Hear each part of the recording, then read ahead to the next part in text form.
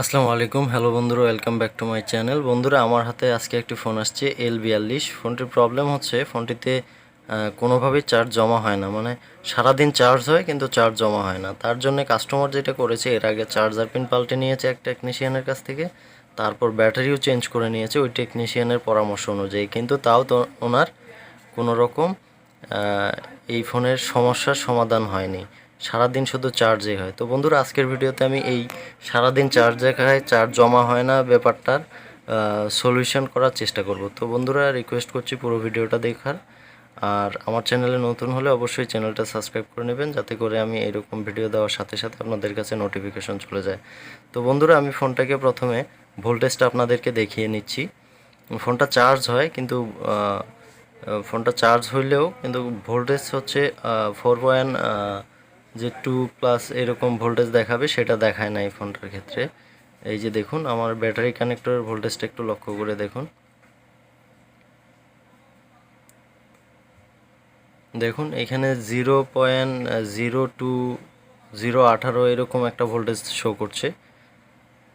এই যে দেখুন 0.02 ভোল্টেজ দেখাচ্ছে। তো আমি এবার ফোনটাকে খুলে নেব, মানে ক্যাচিং থেকে আলাদা করে নেব, আলাদা করে দেখব যে আমাদের যে চার্জার পিন আছে ওই পিনে ভোল্টেজটা পুরোপুরি যা আসছে কিনা। তো আমি ফোনটাকে খুলে নিচ্ছি।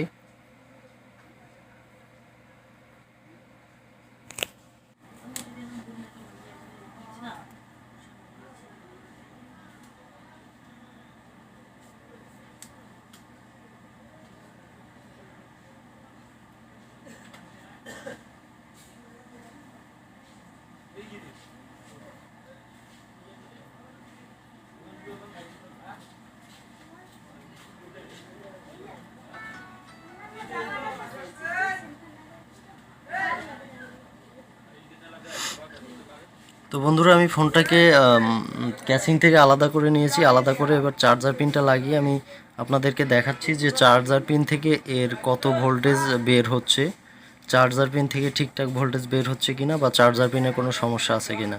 তো বন্ধুরা দেখুন, আমি মাল্টিমিটারকে DC20-তে রেখে দিলাম। DC20-তে রেখে আমি যদি এখানে মাইনাসটাকে গ্রাউন্ড করে এদিকে প্লাসে ধরে দেখাই আপনাদেরকে।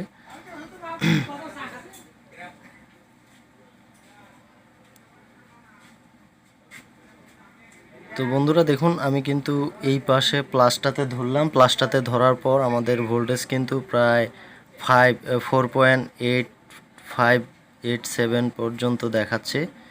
এই যে দেখুন 4.99, অর্থাৎ 5 ভোল্টের কাছাকাছি দেখাচ্ছে। এই যে দেখুন, চার্জার পিন থেকে 4.49 বা 5 ভোল্টের কাছাকাছি ভোল্টেজ দেখাচ্ছে।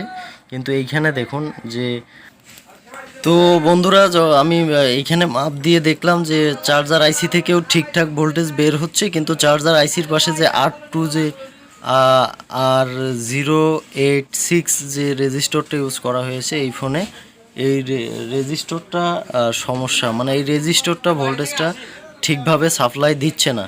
তো আমি যেটা করব, আমার এখানে রেজিস্টর একটা তুলা আছে, এইরকম রেজিস্টর আমি মাঝে মাঝে উঠিয়ে রাখি, যাতে করে পরবর্তীতে খুঁজতে না হয়। সেই জন্যে আমি সহজেই পেয়ে গেলাম। আমি রেজিস্টরটা এখন চেঞ্জ করে দিব।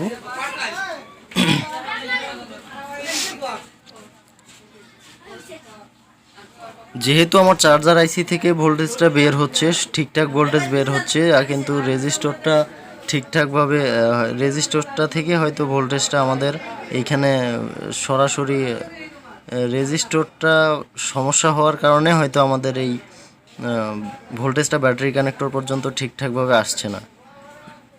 তো আমি রেজিস্টরটা চেঞ্জ করে ফেলেছি। চেঞ্জ করে ফেলে এবার আমরা দেখব যে ব্যাটারি কানেক্টর পর্যন্ত এইবার সঠিক ভোল্টেজ আসছে কিনা। তো বন্ধুরা, সাথেই থাকুন। আজকের ভিডিওটা আমি অত্যন্ত স্পিডে করার চেষ্টা করছি, কারণ আমি ইদানিং একটু ব্যস্ত, খুবই ব্যস্ত, যেই কারণে আমি লং ভিডিও আপনাদের কাছে শেয়ার করতে পারছি না 2-3 দিন ধরে। তো বন্ধুরা, দেখতেই পাচ্ছেন যে এখানে এতক্ষণ 0.02 দেখাচ্ছিল, সেখানে এখন পুরোপুরি 4.25 ভোল্টেজ বা সামথিং দেখাচ্ছে। তো বন্ধুরা, এইবার আমাদের কিন্তু ফোনটা চার্জ হবে। তো আমি 5 মিনিটের জন্য ফোনটাকে চার্জে লাগিয়ে আপনাদেরকে দেখাচ্ছি যে আমাদের কাজটা কত দূর হয়েছে বা হয়েছে কিনা। 5 মিনিট চার্জে রাখবো, রাখার পর আপনাদেরকে 5 মিনিট অপেক্ষা করাবো না, আমি এই 2-3 সেকেন্ডের মধ্যে আপনাদের দেখিয়ে দিচ্ছি চার্জ জমা হচ্ছে কিনা। তো বন্ধুরা আমি ফোনটাকে ফিটিংস করে নিচ্ছি, যেভাবে ছিল ঠিক সেমভাবে ফিটিংস করে নিয়ে তারপর আমি চার্জে লাগাবো। চার্জে লাগিয়ে আপনাদেরকে টাইমটা দেখাচ্ছি।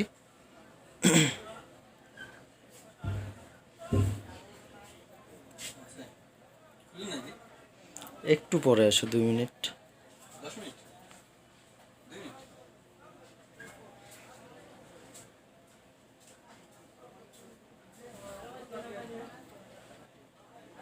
তো বন্ধুরা এখানে দেখুন টাইম দেখাচ্ছে 12টা।